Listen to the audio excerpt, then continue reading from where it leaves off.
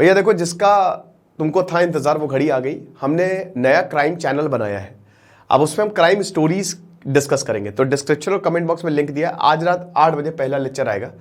तो जो क्राइम की स्टोरी है ना, क्राइम वर्ल्ड के नाम से चैनल है, वो हम आपको बताएंगे, क्योंकि अभी इस चैनल पे काफी कुछ मिक्स हो रहा था, समझ गए। तो फटाक से डिस्क्रिप्शन और कमेंट बॉक्स में क्लिक करो और हम अपनी स्टोरी, मतलब हम अपनी न्यूज के साथ आगे बढ़ते हैं। आशा करता हूं आप सब बहुत अच्छे होंगे। मेरा नाम है सिद्धांत अग्निहोत्री, स्टडी ग्लोस पे आपका बहुत बहुत स्वागत है। दोस्तों, सत्यपाल मलिक को क्या गिरफ्तार कर लिया गया है? क्या हो रहा है? आरके पुरम में पुलिस स्टेशन में इनको बुलाया। जो गुरनाम सिंह है, बीकेयू लीडर, उन्होंने बताया कि गिरफ्तार कर लिया गया है।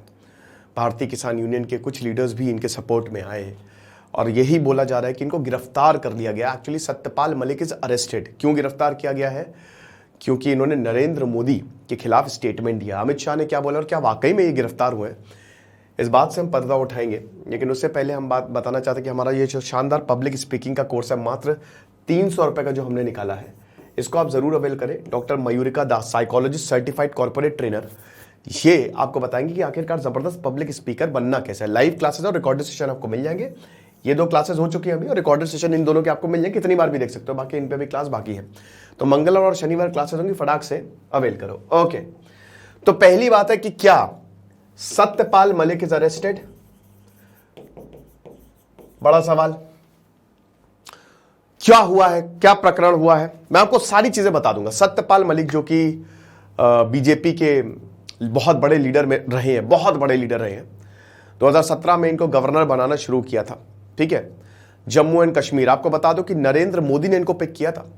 जब 370 हटना था, इसकी प्लानिंग बहुत पहले से ही हो गई थी। नरेंद्र मोदी ने सबसे ज्यादा विश्वास सत्यपाल मलिक पे किया था, और सत्यपाल मलिक को सबसे ज्यादा उस समय चाहते थे। इनको कश्मीर का गवर्नर बना के भेजा था जब बहुत ज्यादा अनस्टेबिलिटी 2018-19 में। फिर इसके बाद 19 के बाद इनको हटाया, मेघालय का गवर्नर बना के भेजा, वहां से भी हटाया, फिर गोवा, नहीं गोवा से हटा के फिर मेघालय का गोवा गए, वहां पे करप्शन का इशू रेस किया, फिर मेघालय में गवर्नर, अल्टीमेटली अभी ये इनको हटा दिया।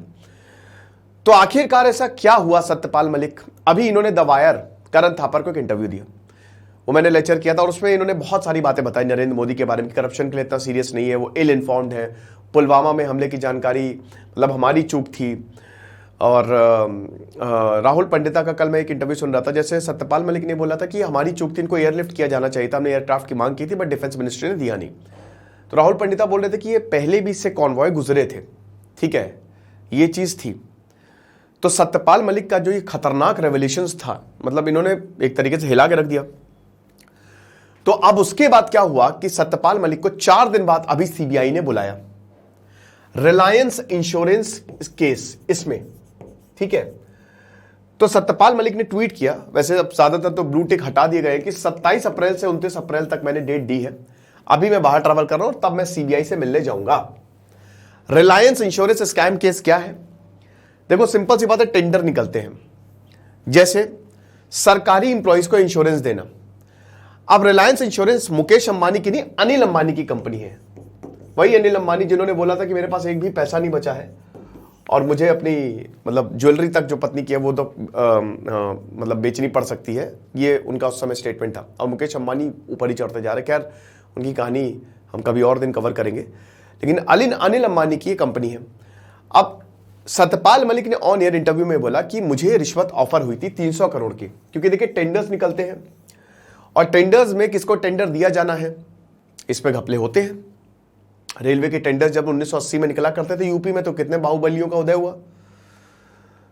तो अब ये 300 करोड़ की, एक आरएसएस के लीडर थे राम माधव, एग्जैक्ट उन्होंने नाम लिया है, और राम माधव ने उनको लीगल नोटिस भेज दिया है कि 48 घंटे के अंदर अंदर हमसे पब्लिक अपॉलॉजी मांगे, क्योंकि मेरा इससे कोई लेना देना नहीं है। लेकिन सत्यपाल मलिक ने बोला कि ये फाइल मेरे पास आई थी, एक तो रिलायंस इंश्योरेंस की 300 करोड़ की ऑफरिंग दी जा रही थी मुझे, किसको क्लियर किया जाए, और दूसरा किरू हाइड्रो पावर प्रोजेक्ट, ये 2 के लिए, ठीक है, इसके लिए मुझे ब्राइब दी गई थी।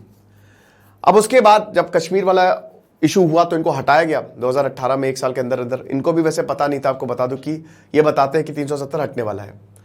और 2021 में जब लेफ्टिनेंट गवर्नर मनोज सिन्हा बने, तो अक्टूबर में उन्होंने इसकी जांच शुरू कर दी और ये बोला कि हाँ इसमें इरेगुलरिटीज जो है वो फाइल मतलब क्योंकि ये पास हो गया था, लेकिन इसमें इन 2 प्रोजेक्ट्स में इरेगुलरिटीज हमको देखने को मिली है, तो केस सीबीआई को दे दिया। अब सीबीआई ने उसी केस के चलते हुए इनको बुलाया है, उसी केस में, और ये दूसरी बार बुलाया है। तो पहली बात यह है कि ये नरेंद्र मोदी की बुराई करने की वजह से नहीं हुआ, इनको गिरफ्तार करने के लिए नहीं बुलाया गया, इनको क्वेश्चनिंग मतलब इनको, क्योंकि ये उस समय लेफ्टिनेंट गवर्नर थे, तो क्या इनके पास इंफॉर्मेशन है उसके लिए बुलाया गया। और ये दूसरी बार बुलाया गया, ये पहली बार इनको ऑलरेडी बुलाया जा चुका है, ठीक है। फिर उसके बाद दिल्ली पुलिस स्टेशन आरके पुरम में इनको बुलाया गया। अब ये जो खबरें आ रही थी अरेस्टेड, तो दिल्ली पुलिस ने साफ किया है कि भाई इनको गिरफ्तार नहीं किया गया है, हमने किसी को भी गिरफ्तार नहीं किया है और यह सरासर गलत है, ठीक है। तो पुलिस ने यह भी बोला है कि यहां पे पॉलिटिशियंस आए थे, वो अपनी विल से आए थे और इस तरीके की र्यूमर्स ना फैला, ये पुलिस का स्टेटमेंट आया है। गिरफ्तार होंगे तो बहुत बड़ी बात होगी, लेकिन फिलहाल अभी तो ऐसा कुछ हुआ नहीं। अमित शाह ने बोला है कि भाई देखो, जो इनको समन किया गया है वो हमारी वजह से नहीं किया गया, इन्होंने हमारे खिलाफ बोला नहीं किया गया, इनको समन केस के लिए सीबीआई के लिए किया है, जो ये इरेगुलरिटी जो है रिलायंस इंश्योरेंस स्कैम में देखने को मिली। कुछ सवाल खड़े हुए, जैसे एक मैं अभी लल्लन टॉप पे इंटरव्यू सुन रहा था, मतलब देख रहा था मैं, तो उस पर यह था 3 घंटे का वो इंटरव्यू था, उसमें यह था कि अगर सत्यपाल मलिक, देखिए सत्यपाल मलिक ने जो आरोप लगा बहुत गंभीर है और सत्यपाल मलिक बहुत ही कांस्टेंट इंसान रहे हैं, उन्होंने अपने बयान बदले नहीं है, वो अपने बयानों पे स्टिक रहे। पुलवामा वाला एंगल ये बहुत नया था। तो अब यहां पे ये बोला है कि अगर इतनी दिक्कत थी तो उसी समय आपको रेजिग्नेशन देना चाहिए था, उसी समय आप रिजाइन कर देते, इस्तीफा कर देते।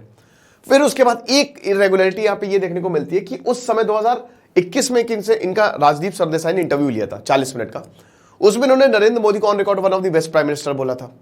तो एक ये भी बोला जा रहा है कि शायद राजनीतिक महत्वाकांक्षाएं नहीं उनको मिला इसलिए, पर सत्यपाल मलिक का ये कहना है कि भाई देखो, मुझे इन सबसे कोई लेना देना है नहीं, मैं किसान का बेटा हूं, 5 धोती कुर्ते में मैं आया था, वही अभी मेरे पास है, मुझे इस उम्र में मैं इस पड़ाव पे आ गया हूं कि अगर कोई मुझे गिरफ्तार भी कर ले, फांसी पे भी लटका दे, तो मुझे इतना कोई फर्क पड़ेगा नहीं, जो मैं बोलूंगा वो बोलूंगा। ये बात सही भी है, सत्यपाल मलिक का रिकॉर्ड ऐसे ही रहा है कि जो उनको सही लगता है वो करते, ठीक है, और ये भी बिल्कुल सही है।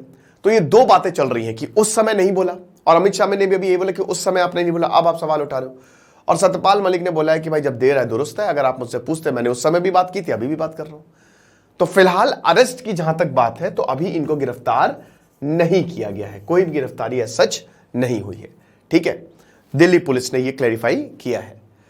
तो आई होप आपको अपने सवालों का जवाब मिल गया होगा। बहुत सारे सवाल पूछे जा रहे थे, 2-3 मुझे मैसेज भी आए, ट्विटर पे ये हुआ अरेस्टेड, बट ऐसा नहीं है। फिलहाल आप हमारे पब्लिक स्पीकिंग कोर्स को जरूर ज्वाइन करें, आपको बहुत ज्यादा फायदा होगा। जैसे सिद्धांत अग्निहोत्री साइनिंग ऑफ।